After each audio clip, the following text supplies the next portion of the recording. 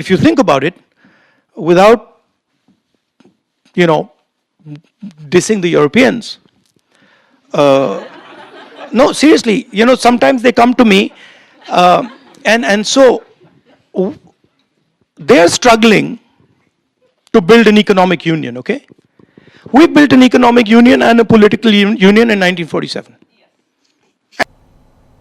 तो यहां राहुल गांधी गैर बराबरी का जिक्र कर रहे हैं कि बीजेपी या उसकी विचारधारा को मानने वाले लोग बराबरी में यकीन ही नहीं करते हैं। वो नहीं मान सकते कि एक दलित और एक उच्च जाति वाले में बराबरी है। वो वोटिंग सिस्टम पर हमला इसलिए करते हैं क्योंकि वो मूल रूप से ये नहीं मानते हैं कि हर भारतीय बराबर है। राहुल गांधी ने कहा है कि भारत में 1947 की असली क्रांति यानी आजादी मेरे हिसाब से यही थी, जो असली क्रांति थी कि हमने कहा कि भारत की हर भाषा, हर धर्म और हर विचार बराबर है। अब आप खुद सोचिए कि यहां ऐसी कौन सी बात की गई, कौन सी बात राहुल गांधी ने कही जिसमें देश की बुराई हो गई है। असल में बीजेपी की नजरों में मोदी ही देश हो चुके हैं और मोदी की सरकार जो है, मोदी सरकार की बुराई या बीजेपी की विचारधारा की आलोचना देश की आलोचना हो जाती है। और शायद यही वजह है कि राहुल गांधी ने बर्लिन में कहा है कि भारत में बहुत से लोग प्रधानमंत्री मोदी को सपोर्ट करते हैं, बहुत से लोग उनकी विचारधारा और भारत के बारे में उनके विजन से सहमत नहीं हैं। हमें लगता है, यानी राहुल गांधी कह रहे हैं कि हमें लगता है कि यह विजन फेल हो जाएगा और इसमें बहुत सारी समस्याएं भी हैं। जरा सुन लीजिए इस बाइट को राहुल गांधी की। We cannot, there is a number of people in India who support Mr. Modi, and we cannot get away from that fact. But we do not, a lot of us do not agree with his ideology. We do not agree with the vision of India that he has. We think that the vision will fail. We think that the vision has tremendous problems, will create massive tension in India, will make Indian people fight with each other. So we will fight it, right? And it's a clash between two visions of India. तो आपने देख लिया, सुन लिया, यहां राहुल गांधी साफ साफ नरेंद्र मोदी का नाम लेते हुए अपनी बात रख रहे हैं। आपको बता दूं कि राहुल गांधी ने देश में वोट चोरी का जिक्र भी किया और बताया कि कैसे एक व्यक्ति एक वोट का हक खत्म किया जा रहा है। वहीं उन्होंने बेरोजगारी के सवाल पर कहा कि जब देश में उत्पादन नहीं होगा तो रोजगार भी नहीं बढ़ेंगे। नोटबंदी से लेकर जीएसटी तक और वोट चोरी से लेकर संविधान बचाने तक हर मुद्दे पर राहुल गांधी ने अपनी बातें कही हैं, जिसमें अब बीजेपी देश विरोधी तत्व को ढूंढ रही है कि कैसे यहां पर निकाला जाए कि राहुल गांधी देश विरोध कर रहे हैं। खैर, बीजेपी की परेशानी का यह अकेला कारण नहीं है दोस्तों।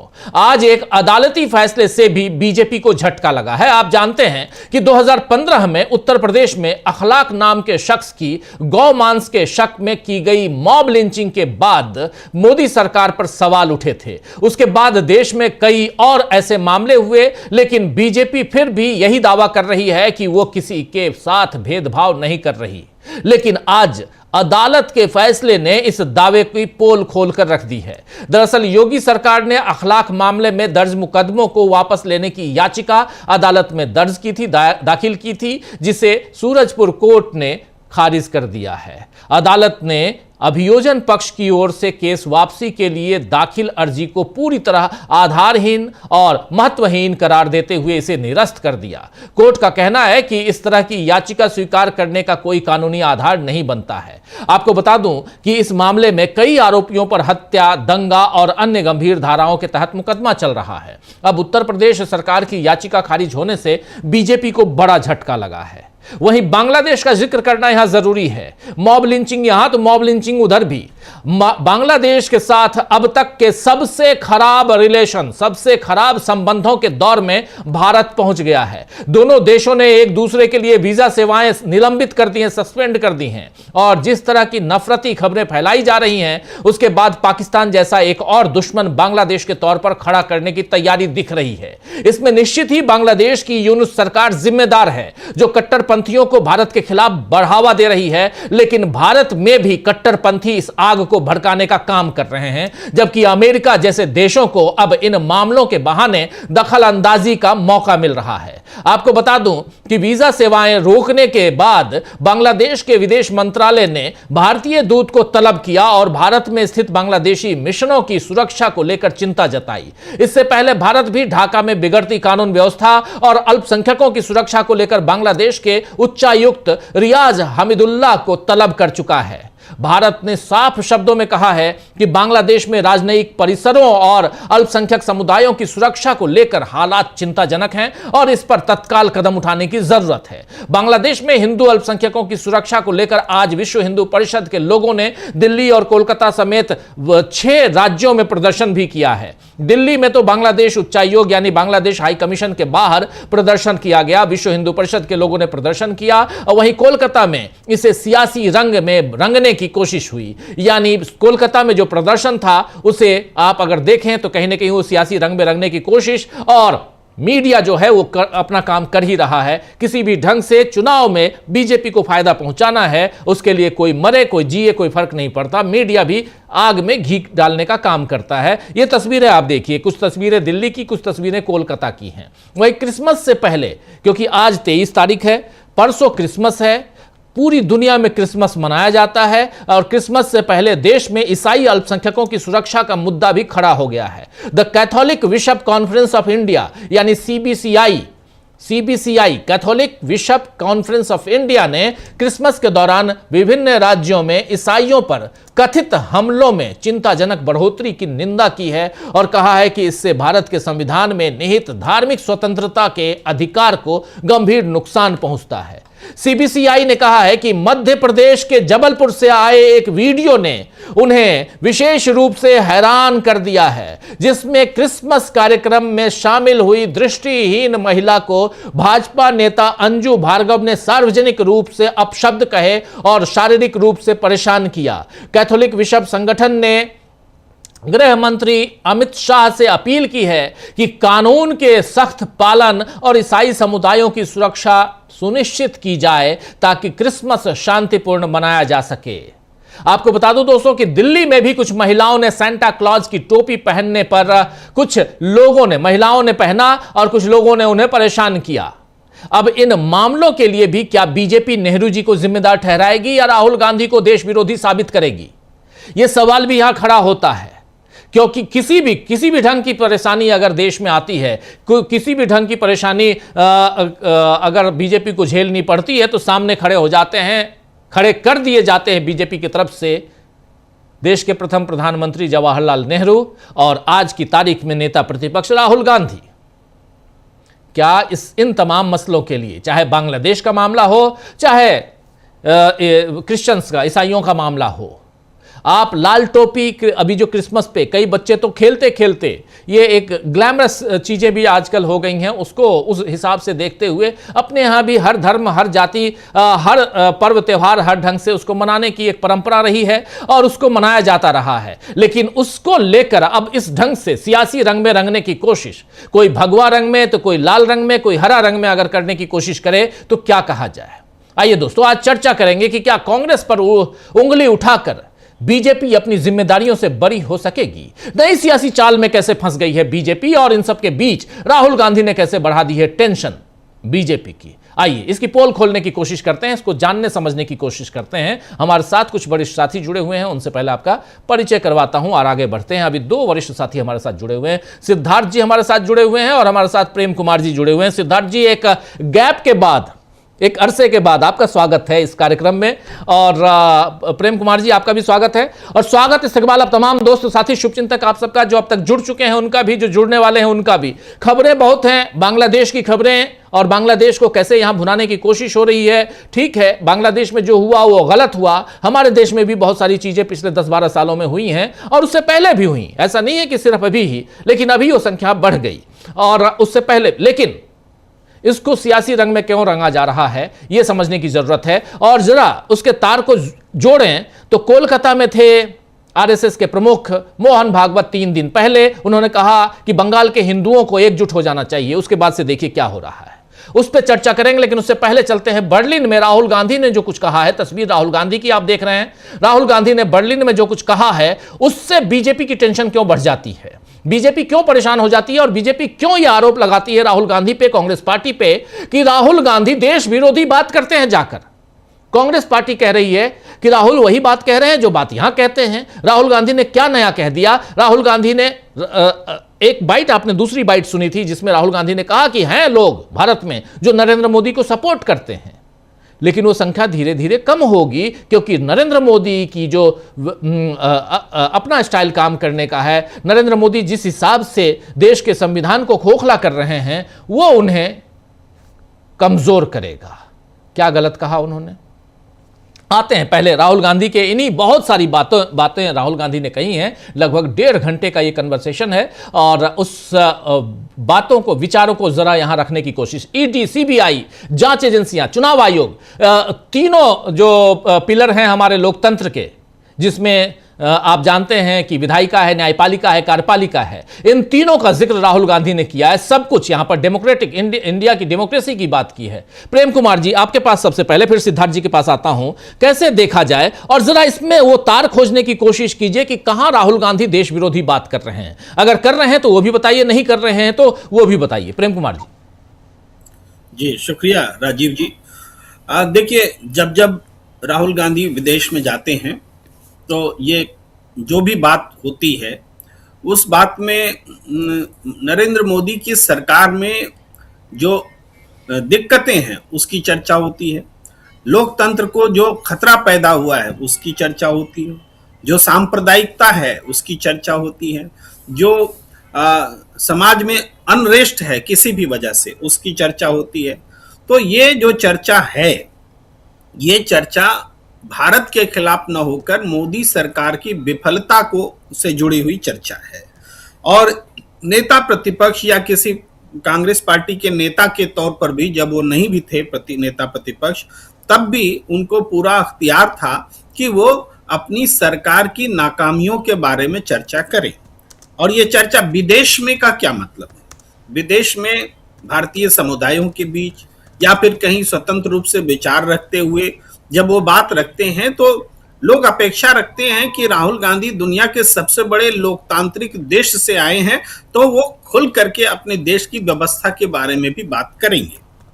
तो आज अगर राहुल गांधी, जो कि दुनिया के सबसे बड़े लोकतांत्रिक देश से जुड़े हैं, वो ये महसूस करते हैं कि भारत का लोकतंत्र जो है वो उसका अपहरण हो रहा है और यहाँ की जो संवैधानिक संस्थानें हैं वो हथियार के रूप में इस्तेमाल हो रही हैं अपोजिशन के खिलाफ, तो ये चिंता का विषय है लोकतंत्र के लिए और दुनिया के लिए भी चिंता का विषय है कि दुनिया के सबसे बड़े लोकतंत्र में ये स्थिति है और वहां के नेता प्रतिपक्ष और देश की सबसे पुरानी पार्टी के नेता ऐसा कह रहे हैं।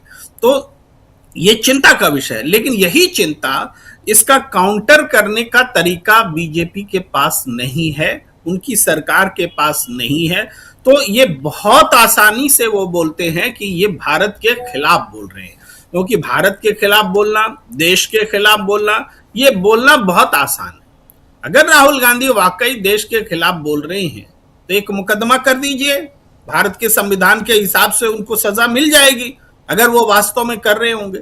लेकिन ऐसा कोई पॉइंट आज तक राहुल गांधी के खिलाफ सरकार खोज नहीं पाई है कि राहुल गांधी को विदेश में दिए गए उनके किसी भाषण के लिए प्रोसिक्यूट किया जा सके, ऐसा कोई पॉइंट नहीं खोज पाई है।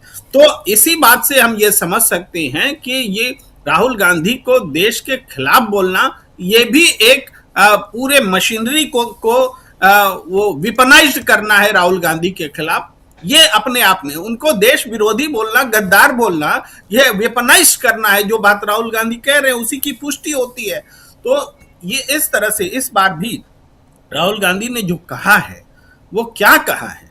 उन्होंने कहा है कि हमारे यहाँ ईडी है, सीबीआई है, ये सब संवैधानिक संस्थानें हैं, लेकिन क्या ये संस्थानें बीजेपी के नेताओं के खिलाफ कोई इन्वेस्टिगेशन करती हैं? नहीं करती हैं। वो सारे इनकी इन्वेस्टिगेशंस अपोजिशन के खिलाफ होती हैं। चुनाव, वो कह रहे हैं कि आज का जो चुनाव का सिस्टम है वो बिल्कुल उसको एक तरह से हैक कर लिया गया है। और लेकिन वो ये भी कह रहे हैं कि हम केवल क्वेश्चन पूछते हुए नहीं रहेंगे, हम इसका सॉल्यूशन लेकर के आएंगे। अभी तक लोग क्या कह रहे हैं, राहुल गांधी क्या करते हैं, बस सवाल पूछते हैं, सवाल पूछते हैं। लेकिन अब राहुल गांधी ने उससे एक स्टेप आगे कहा है कि हम सवाल नहीं पूछेंगे, सवाल पूछते हुए हम इसका सॉल्यूशन भी खोजेंगे। यहां वो एक बात कहते हैं कि देश में वैचारिक तौर पर दो धाराएं हैं, लेकिन उनमें से जो अपोजिशन है, अपोजिशन की ज्यादातर पार्टियों में एक कॉमन सोच है। वो कॉमन सोच क्या है? वो कॉमन सोच है, आरएसएस के विचारों को वो नहीं मानते हैं, सांप्रदायिकता के विचारों को वो नहीं मानते हैं। तो ये जो कॉमन सोच है, इसी वजह से इंडिया गठबंधन खड़ा है।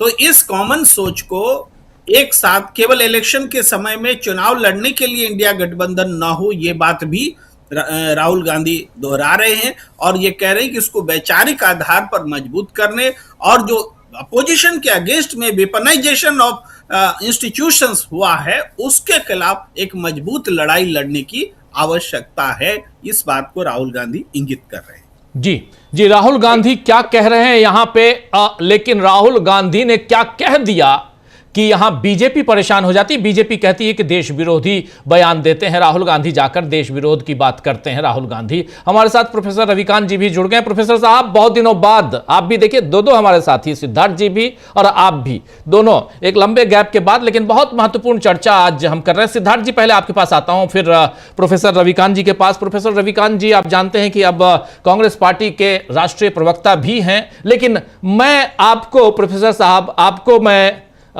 अपने एक अच्छे एनालिस्ट के रूप में ही जानता हूं और वही मानता हूं, और उसी हिसाब से मैं आपके विचार यहां पर, आपके विश्लेषण यहां रखूंगा भी अपने तमाम साथियों के बीच। और हमारे साथी आपको काफी मिस भी करते हैं, हमारे दर्शक साथी जो इस कार्यक्रम को देखते हैं आपको मिस भी करते हैं काफी, तो बीच बीच में ऐसे ही आ जाया कीजिए। मैं जानता हूं कि काफी व्यस्त हैं आप, नेशनल चैनल्स पे लगातार आपको बैठना पड़ता है, तो आपकी व्यस्तता समझ रहा हूं, लेकिन फिर भी आया कीजिए यहां, आपके विचार सुनते हैं और पसंद करते हैं हमारे तमाम दर्शक साथी।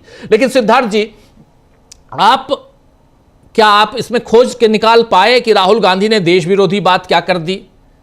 निकाल पाए हो तो प्लीज रखिए, बिल्कुल जरूरी है कि कम से कम समझूं। तो मैं तो दिन भर इसको पूरे, वो लगभग 1.5 घंटे का वीडियो है और उसके एक एक शब्द को, सब कुछ अंग्रेजी जितनी आती है उस हिसाब से मैंने समझने की कोशिश की, लेकिन मुझे कहीं नहीं दिखाई दिया। लेकिन भाजपा के लोगों को शायद अंग्रेजी ज्यादा आती है और वो उसमें से कुछ देश विरोधी तत्व निकाल लेते हैं। आप अगर निकाल पाए हो तो प्लीज बताइए, और नहीं तो क्या यहां राहुल गांधी गलत कह रहे हैं? देखिए राजीव जी, होता यह है कि 2 और 2 4 होता है। हिंदुस्तान में भी 4 होगा, बर्लिन में भी 4 होगा, चांद पर जाएंगे तभी 4 ही होगा। तो न तो 3.25 होगा, न 4.25 होगा। अब कोई आदमी हिंदुस्तान में बोले, बर्लिन में बोले या चांद पर जाके बोले कि 2 और 2 4 होता है, तो उसमें किसी को आपत्ति कैसे हो सकती है? अगर आपको आपत्ति हो रही है, इसका मतलब कहीं ना कहीं चोर की दाढ़ी में तिनका है।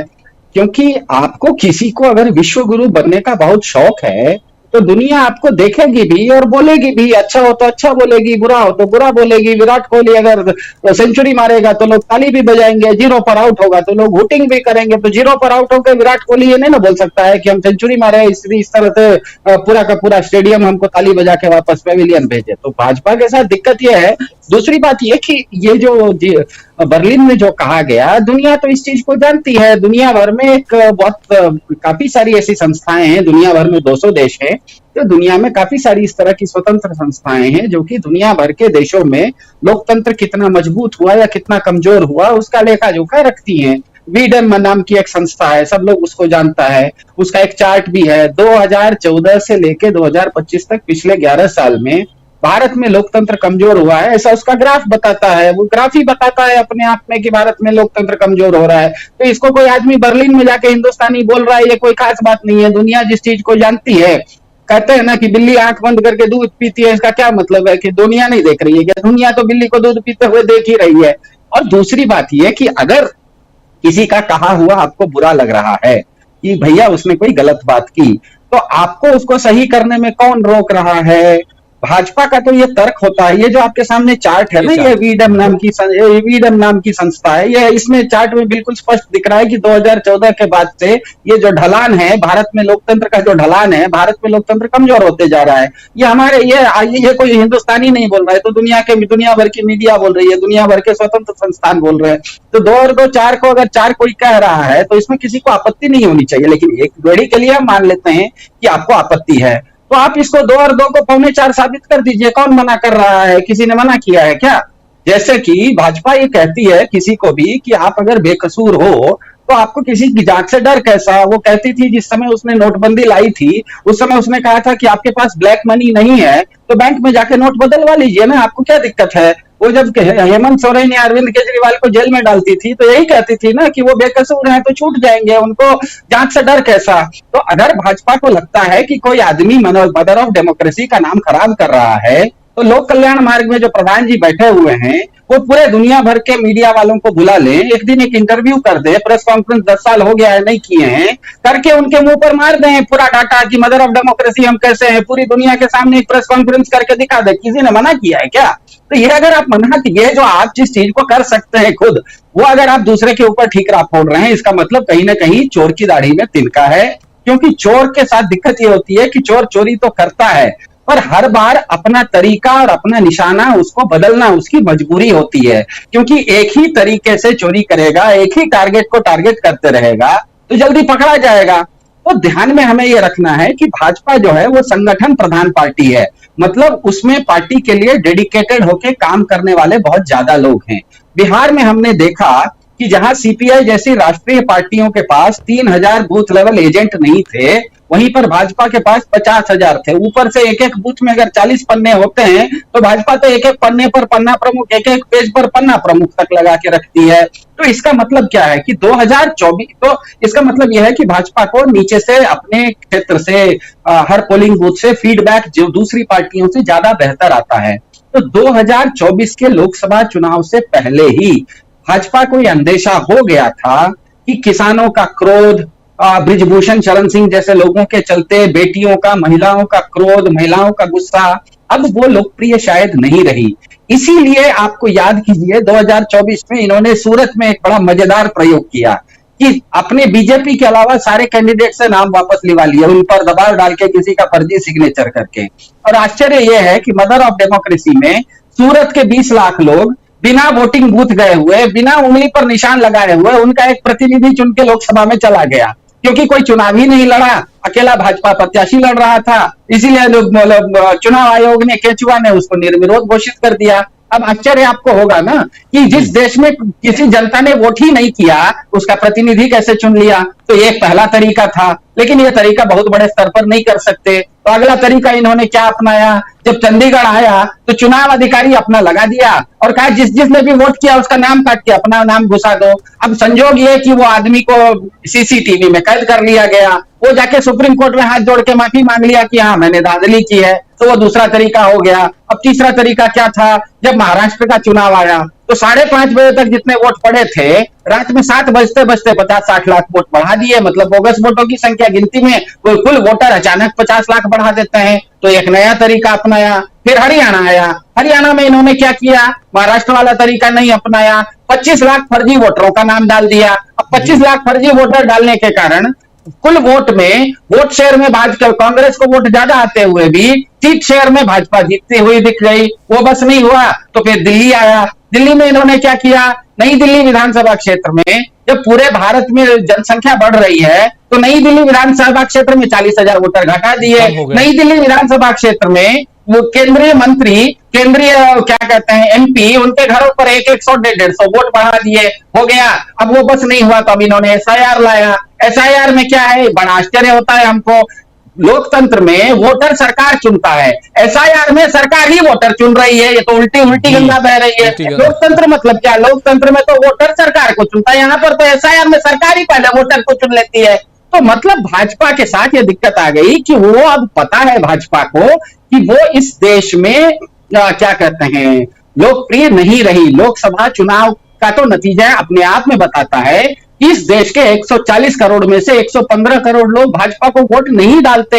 अभी हाल फिलहाल में इन्होंने बहुत जोर से गमछा लहराया था बिहार में भी गमछा लहराया, तो वोट शेयर जाके देख लीजिए, 10 में से 8 लोगों ने तो फिर भी बीजेपी को वोट नहीं डाला, 10 में से 8 लोगों ने अभी भी बीजेपी को वोट नहीं डाला। ये गमछा लहरा लेते हैं अलग बात है, भाजपा को अंदर खाने में पता है कि वो इस देश में लोकप्रिय नहीं रही है।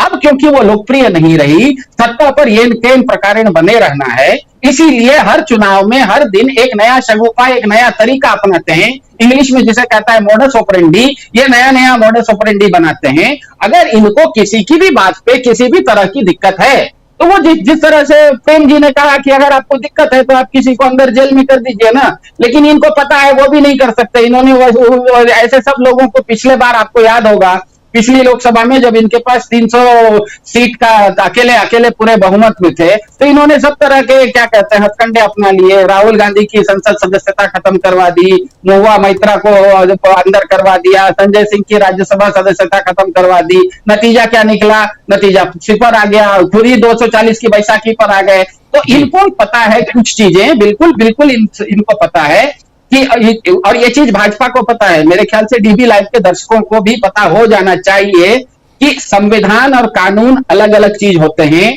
संविधान नागरिकों का अधिकतम अधिकार और शासन के न्यूनतम अधिकार का दस्तावेज होता है, इसीलिए भारत के संविधान में नागरिकों को अभिव्यक्ति की स्वतंत्रता दी गई है। लेकिन कानून जो होता है वो संविधान नहीं होता, कानून शासन के अधिकतम अधिकार और नागरिक के न्यूनतम अधिकारों का दस्तावेज होता है। उदाहरण के लिए भारतीय न्याय संहिता में, जो भारत के संविधान ने आपको अभिव्यक्ति की स्वतंत्रता दी है, भारतीय न्याय संहिता में आते आते उसमें 10 ठोक किंतु परंतु लगा देता है, ये होगा तो नहीं होगा। तो भाजपा क्या करती है, कानून के आधार पर किसी को जेल में डालना, गिरफ्तार करना, अंदर प्रताड़ित करने की कोशिश करती है। वो सोनम वांगचुक के साथ भी यही हुआ है। सोनम वांगचुक को इन्होंने अंदर तो डाल दिया किसी कानून के अंतर्गत, अभी तक वो जस्टिफाई नहीं कर पाए हैं कि किस कारण से डाला। इसी तरह से होगा, यही काम इन्होंने हेमंत सोरेन के साथ भी किया, यही काम सोनम वांगचुक के साथ भी किया, यही काम अरविंद केजरीवाल के साथ भी किया।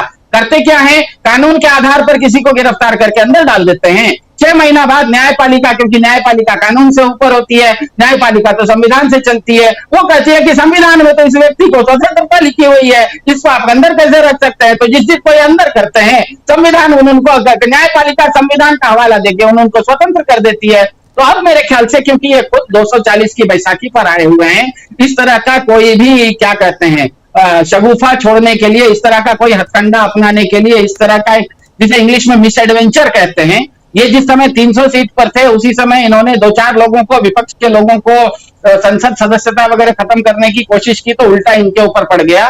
मुझे नहीं लगता है कि इनके पास अभी फिलहाल इतनी हिम्मत है, इसीलिए इन्होंने क्या किया है, अपने जो प्रिटोरियन, इनकी एक जो सेना है, उस सेना को आगे किया है कि चलो चलो इस व्यक्ति को बदनाम करने की कोशिश करो कि ये विदेश में जाके आपका नाम खराब कर रहा है। अरे वो विदेश में जाके नाम खराब कर रहा है तो आप सारे विदेशी पत्रकारों को लोक कल्याण मार्ग में बुला लीजिए, एक प्रेस कॉन्फ्रेंस कर दीजिए, 10 साल हो गया है, प्रेस कॉन्फ्रेंस करके बता दीजिए कि नहीं भैया, हमारे इंडिया मदर ऑफ डेमोक्रेसी है, केचुआ का चुनाव व्यवस्था बहुत अच्छी चलती है। वो जो सवाल पूछते हैं सबका जवाब दे दीजिए। कल सुबह जो वीडम वाले ग्राफ में आपको नीचे दिखा रहे हैं, कल सुबह उठते ही देखेंगे ऊपर दिखाने लगेंगे कि भैया ठीक हो गया है। राइट, बिल्कुल सही कह रहे हैं आप सिद्धार्थ जी, बिल्कुल सही बात है कि या तो आप इन सवालों का जवाब दीजिए या आप ये कहना छोड़ दीजिए कि हाँ राहुल गांधी या विपक्ष के नेता इस देश के विरोध में बातें करते हैं, देश विरोधी बात करते हैं, और अगर देश विरोधी बात करते हैं तो उनके ऊपर यूएपीए लगा दीजिए। आपके लिए तो आसान है, बहुत आसान है। लेकिन प्रोफेसर रविकांत जी, जरा आपसे समझना चाहता हूं कि राहुल गांधी ने, क्या आपको लगता है कि कुछ ऐसा गड़बड़ बातें कह दी हैं, और जब भी या इसको ये माना जाए कि वन लाइनर में कि राहुल गांधी का विदेश जाना बीजेपी को पसंद नहीं आता है, और उससे ज्यादा अगर और बढ़ें तो राहुल गांधी का विदेश में जाकर किसी को भी संबोधित करना वो और भी पसंद नहीं आता है, और उसके भी थोड़ा और आगे जाएं तो ये मान लिया जाए कि राहुल गांधी विदेश में अगर मुंह खोलेंगे तो वो देश विरोधी बात कहेंगे, ऐसा देश में अब मान लिया जाए। ये 3 लाइन आपके सामने रख रहा हूं, क्या ऐसा है या कुछ और है? और अगर ऐसा नहीं है और यहां यह बात कही जा रही है बीजेपी की तरफ से कि राहुल देश विरोधी बातें करते हैं, तो उसके काउंटर में कांग्रेस पार्टी क्या कर रही है, जरा यह भी बताइएगा। बहुत शुक्रिया राजीव जी। सबसे पहले तो डीवी लाइव के दर्शकों का शुक्रिया, पूरे डीवी लाइव की टीम का बहुत शुक्रिया। और मुझे ये लगता है कि बीजेपी हर बार यही रोना रोती है, उसमें कुछ भी नया नहीं है। एक तो भारतीय जनता पार्टी को हर उस व्यक्ति से, केवल राहुल गांधी जी का मामला नहीं है, हर उस व्यक्ति से जो इस देश में संविधान की बात करता हो, जो इस देश में प्रेम और मोहब्बत की बात करता हो, भाईचारे की बात करता हो, धर्मनिरपेक्षता की बात करता हो, जो संवैधानिक संस्थाएं हैं उनके सम्मान की बात करता हो, मीडिया की स्वतंत्रता की बात करता हो, लोकतंत्र के मजबूती की बात करता हो, हर उससे इनको नफरत। अभी सिद्धार्थ जी जो बात कर रहे हैं लोकप्रिय नहीं बची है, ये लोकप्रिय नहीं है बीजेपी, अब नफरत प्रिय और भक्त प्रिय केवल बची है। जो नफरती लोग हैं और जो केवल भक्त लोग हैं, बीजेपी केवल उनको पसंद है। बाकी इस देश के 90% लोगों के लिए भारतीय जनता पार्टी किसी आपदा से कम नहीं जी। और इस देश का चाहे वो किसान हो, मजदूर हो, दलित हो, पिछड़ा हो, महिलाएं हो और अल्पसंख्यक, ये जो तबका है वो भारतीय जनता पार्टी से बेहद परेशान है, इस सरकार की कारगुजारियों से, नीतियों से। और राहुल गांधी जी की जो लोकप्रियता बढ़ी है, इन्होंने तो अरबों रुपया खर्च कर दिया उनकी इमेज को खराब करने के, लेकिन एक भारत जोड़ो यात्रा ने इस सत्ता के अहंकार और राहुल गांधी जी की जो छवि बनाई गई थी उसको खत्म कर, ध्वस्त कर। अब राहुल जी चाहे भारत में बात करें, अगर आप इस पर आए कि उन्होंने क्या कहा, राहुल गांधी ने कोई दीगर बात नहीं की कि जो भारत में नहीं कह रहे वो विदेश में जाकर के कह रहे। उन्होंने कहा कि इस देश में तो पूंजीपतियों की सत्ता है, उनको केवल फायदा पहुंचाया जा रहा है। उन्होंने कहा कि तमाम संवैधानिक संस्थाओं पर कब्जा जमा लिया गया है, संस्थागत जो भारत है उसको कब्जे में कर लिया गया है। उसके लिए ईडी, सीबीआई और इनकम टैक्स, इनको हथियार के रूप में इस्तेमाल किया जा रहा है। चुनाव की जो पूरी मशीनरी है वो सत्ता पक्ष के साथ में खड़ी हो गई है और विपक्ष को चुनाव जबरिया हरवाया जा रहा है। हरियाणा में हम चुनाव जीते थे। अब राजीव जी मुझे ये बताइए कि इसमें से कौन सी ऐसी बात है जो राहुल गांधी ने जर्मनी में जाकर के कही है और भारत में वो नहीं कही। लेकिन समस्या ये है कि ये जो बाहर जो ढोल बजता है ना, वो युगांडा से, वो कोलंबिया से जो तमगे लेकर के मोदी जी आते हैं और यहाँ के लोगों के जो पहले से वो आंखों पर पट्टी बंधी हुई है, उनको दिखाया जाता है कि साहब देखिए मोदी जी तो विश्वगुरु बनकर। विश्वगुरु क्या होता है यही बेचारों को नहीं पता है। दरअसल इन्हें एक ऐसा ही भारत चाहिए जो अनपढ़ हो, जो गरीब हो, जिस देश के लोग केवल आज्ञा पालक हो, 5 किलो राशन की लाइन में वो खड़े हों और उनका चाहे वोट का अधिकार खत्म कर दिया जाए या उनको लाइन में लगा करके उनको पीट दिया जाए, वो खामोश रहे। और तो और जो सेलिब्रिटीज हैं उनको भी इतना दबा दिया गया है कि उनको कभी ताली और थाली बजाने के लिए कहा जाता है, कभी उनको ट्वीट करने के लिए कहा जाता है। मोदी जी के 75वें जन्मदिन पर क्या हो रहा था और राहुल गांधी जी के कहीं भारत जोड़ो यात्रा की प्रशंसा कर दी जाए या राहुल गांधी जो बातें कह रहे हैं उनके समर्थन में एक भी बात कह दी जाए तो उन पर शिकंजा कस जाता है। ईडी, सीबीआई के छापे वहां पड़ लगते। विपक्ष को तो छोड़ दीजिए, इस देश के बुद्धिजीवियों को अर्बन नक्सल कहा गया, पूरे अल्पसंख्यक को आपने पाकिस्तानी राष्ट्रद्रोही कह दिया। ये जो तमाशा आपने बनाया इस देश का, वो देश जो नेहरू जी के नेतृत्व में, जहां चाहे युगोस्लाविया हो या इंग्लैंड हो या रूस हो, ये बड़े बड़े उस समय के देश नेहरू जी के नेतृत्व को सैल्यूट करते थे। वो देश जब गरीब था। आज हालात क्या है? ट्रंप ने 60 बार से ज्यादा कहा कि हमने ऑपरेशन सिंदूर खत्म करवाया जी, जवाब नहीं मिला। चाइना बार बार कह रहा है कि अरुणाचल प्रदेश हमारा हिस्सा है, आपका जवान नहीं छूटे। और अब तो और छोड़ दिए, बांग्लादेश में भारत विरोधी वहां पर नारेबाजी नहीं हो रही, प्रदर्शन हो रहा। नेपाल में क्या हुआ? तो आप मुझे ये बताएं कि राहुल गांधी जी ने मुझे लगता है बहुत लिमिटेड बोला है। नरेंद्र मोदी ने जो इस देश को बना दिया है, अभी आज उड़ीसा से जो एक तस्वीर निकल करके आई है, उत्तर प्रदेश से निकल करके आई है, कि जहां ईसाइयों के खिलाफ, कहीं मुसलमानों के खिलाफ, कहीं दलितों के खिलाफ जो नफरत पैदा की जा रही है, लिंचिंग करने की हरकतें की जा रही हैं, वो देश की क्या इमेज बनाए। और इसलिए मैं कह रहा हूं कि राहुल गांधी जी ने एक तो वही बातें दोहराई हैं, कोई उसमें नया नहीं कहा है, और वो सारी बातें वो भारत में भी कही। क्या इस देश का लोकतंत्र खतरे में नहीं है? क्या इस देश के न्यायपालिका के 4-4, 5-5 न्यायाधीश निकल करके नहीं आए हैं जिन्होंने कहा है कि न्यायपालिका को प्रेशर में लिया जा रहा है? ये कोई आज की बात है क्या? नोटबंदी से लेकर के और जीएसटी तक इस देश के आम आदमी से लेकर के और मध्य वर्ग तक, उच्च मध्य वर्ग तक, सबको आपने बदिया बना दिया। जो बोलेगा उस पर एफआईआर दर्ज होगी, और विपक्ष का कोई नेता होगा तो उसके पीछे सीबीआई छोड़ दी जाएगी। ये जो देश में घट रहा है, उसके लिए भी राहुल गांधी जी नहीं बोलेंगे तो कौन बोलेगा? सबसे बड़ी बात है, लीडर ऑफ अपोजिशन है और उनकी जिम्मेदारी ये है। मैं तो समझता हूं कि राहुल गांधी अपने दायित्व का निर्वाह बहुत ठीक ढंग से कर रहे हैं। देश की जमीन हो या जर्मनी हो या इंग्लैंड हो, ये बात तो कही जाएगी।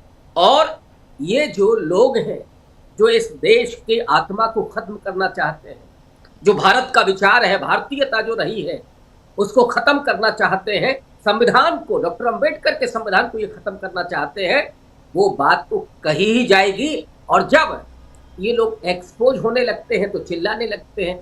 इनके चिल्लाने से कुछ नहीं होगा। कांग्रेस पार्टी पूरे तरीके से प्रतिबद्ध है, और वो एक प्लेटफॉर्म पर नहीं, जहां उसको हम जनता के बीच में, आम लोगों के बीच में, जैसे वोटिंग राइट के लिए लड़ रहे हैं, कभी वोटिंग राइट कराची अधिवेशन में किया गया था, संविधान में स्पष्ट रूप से उसका अधिकार किया गया, और आज अगर उस पर हमला ये सरकार कर रही है तो उसके लिए कांग्रेस पार्टी खड़ी होगी, खड़ी रहेगी और आखिरी दम तक लड़ेगी।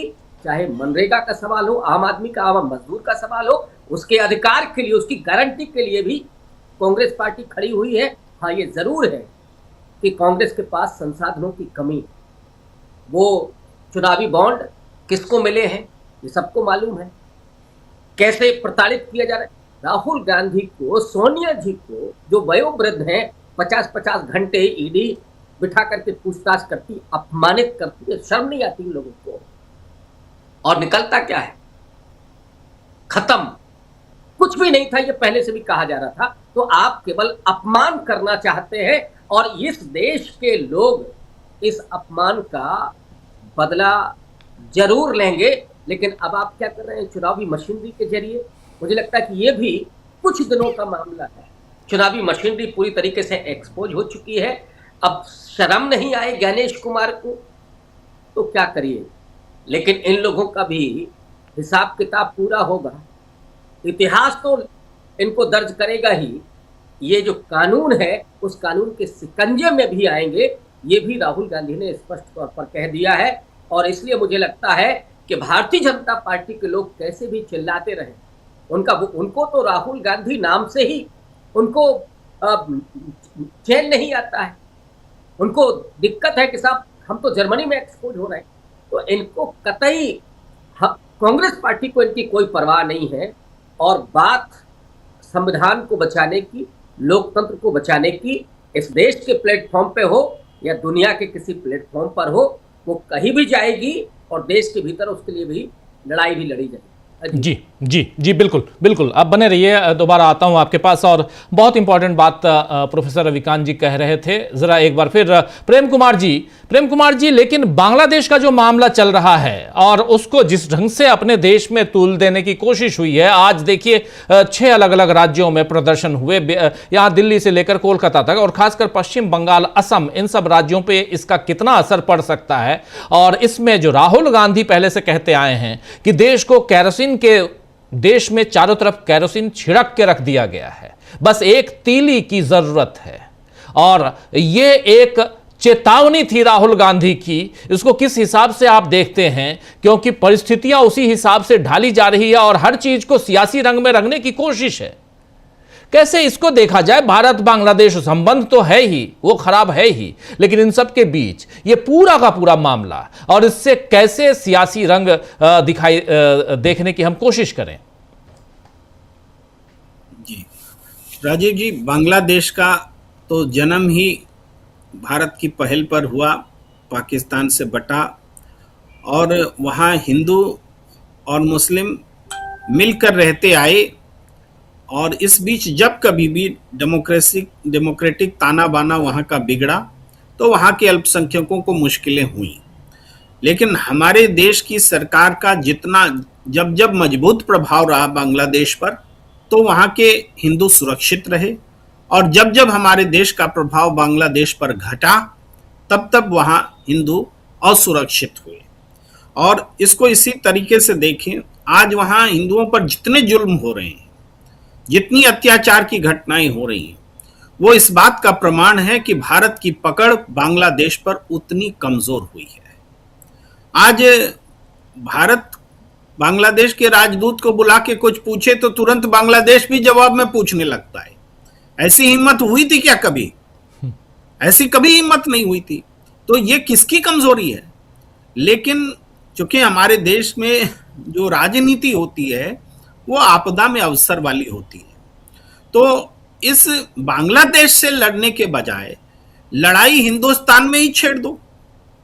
वहां वो अल्पसंख्यक को मारे, अल्पसंख्यक के खिलाफ माहौल बनाए, तो यहां कैसे वैसा ही माहौल बनेगा, ताकि लोगों का डिस्ट्रैक्शन हो और पूरा मामला तुम हिंदुओं को मार रहे हो तो हम मुसलमान को मारेंगे, इस लिहाज इस हद तक ले जाने की सियासत है। लेकिन हिंदुस्तान चूंकि मजबूत डेमोक्रेटिक कंट्री है और यहाँ लंबी परंपरा रही है सेकुलर फोर्सेस के और आपस में मिलजुल कर रहने की, इसलिए किसी हद तक ही वो कामयाब होते हैं, पूरी तरह से कामयाब नहीं होते हैं। अभी भी जो आज विश्व हिंदू परिषद और दूसरे सबको प्रदर्शन करने की इजाजत दी गई कि बांग्लादेश के खिलाफ प्रदर्शन कर रहे हैं, आप कर क्या रहे हैं सो देखिए। हिंदुओं को बचाने के लिए प्रदर्शन कर रहे हैं, बांग्लादेश के खिलाफ प्रदर्शन कर रहे हैं, या क्या कर रहे हैं, या मुसलमानों के खिलाफ प्रदर्शन कर रहे हैं? इसको तो क्लैरिफाई करना पड़ेगा। अगर आप बांग्लादेश के खिलाफ प्रदर्शन कर रहे हैं तो अपनी सरकार के खिलाफ आपको भी प्रदर्शन करना पड़ेगा। अपनी सरकार से मांग करनी पड़ेगी कि बांग्लादेश गुनाह कर रहा है अपने ही नागरिकों के साथ जो हिंदू है। ऐसा नहीं कि भारत के हिंदुओं के साथ में वहां अन्याय हो रहा है, बांग्लादेश में रह रहे हिंदुओं के साथ जो बांग्लादेश का नागरिक है उसको समान नागरिकता का व्यवहार नहीं दिया जा रहा है, इसका हम विरोध करते हैं। तो क्या ये आवाज यहाँ के दक्षिणपंथी ताकत उठा सकते हैं कि एक देश में सभी नागरिकों को समान अधिकार दीजिए, अल्पसंख्यक को भी वही अधिकार है जो बहुसंख्यक का है? यही तो हिंदुस्तान में सबकी मांग है। क्यों विश्व हिंदू परिषद, भारतीय जनता पार्टी ये साबित करने में लगती है कि अल्पसंख्यक जो है उसके अधिकार बहुसंख्यक से कम है, या एक धर्म का अधिकार ज्यादा हो सकता है, या हिंदू राष्ट्र बनना चाहिए?